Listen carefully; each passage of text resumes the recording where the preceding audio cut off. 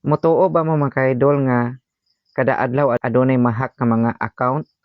Yes, tinuod na mga ka-idol no, kada adlaw adunay ma-hack nga mga account. So dili ta gusto mga ka-idol nga atong account ma-hack lang o sa usa lang ka pamilok mawagtang ang ato ang mga hinaguan diri sa Facebook labi na nga nag-vlog ta. Dapat adunay tay protection, protektado ang atong account mga ka-idol labi na nga nag-vlog ta dire. So unsaon naman mga ka-idol kung ma-hack no? Laliman ka mga ka-idol karong panahon na daghan kay mga hackers. Oh, grabe na sila ron. Oh, mora ilang trabaho mga ka-idol mang-hack o mga account. So dili ta makatugot mga ka-idol nga ato ang account nga ma-hack lang. So adunay protection mga ka-idol. So aduna ko ipakita diyan ninyo mga ka-idol nga settings. Dapat naka-turn off ni si mga ka-idol para dili basta-basta nga mahibaw-an sa mga hackers ang ato ang password diri sa Facebook. Pinaka-importante kay ni mga ka-idol. So once nga mahuman nimo og tan-aw kini nga video mga ka-idol, paki-like og share mga ka-idol sa akong video kay pinaka-importante kayo ni. So akong ipakita diyan ninyo mga ka-idol, dili na ta maglangan kay importante gyud kayo ni. So tana. Ayan, so mga ka-idol na open na nako ang ako ang Facebook account. So karon mga ka-idol ato ang i-click ang kining 3 lines sa taas. So scroll up lang ta diri ta sa settings and privacy. So and then atong i-click ang settings. Yan, settings.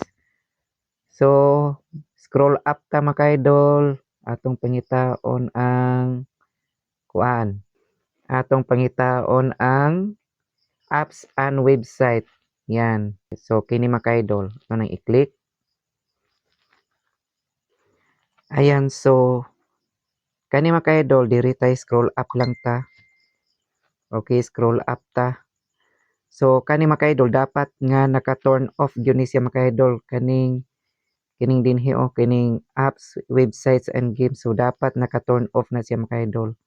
Oh, ako mga ka-idol wala na mga apps diri kaya kuha naman siyang gi-delete na nako no kay kung adunay mga apps diri mga ka-idol nga naka-login ang inyong mga Facebook account dito. So mo nay dakong posibilidad mga ka-idol nga ma-hack ang inyong account kay mahibaw-an ang inyong password sa Facebook o ma-hack mahibaw-an sa mga hackers. So dapat naka-turn off jud na siya mga ka-idol kani oh.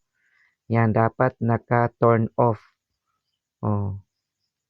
Yan. So turn off na siya mga ka-idol. So inana ra mga ka-idol no. So dapat adunay jud protection atong account mga ka-idol kay lisod na kayo kung ma-hack no. So mawagtang gyud atong mga hinaguan diri mga ka-idol sa ato ang pag-vlog. So dapat nga doble ingat gyud ta diring dapita mga ka-idol. So paki-like ug share na lang ko mga ka-idol sa ako ang video kay para sa makatabang ta sa uban.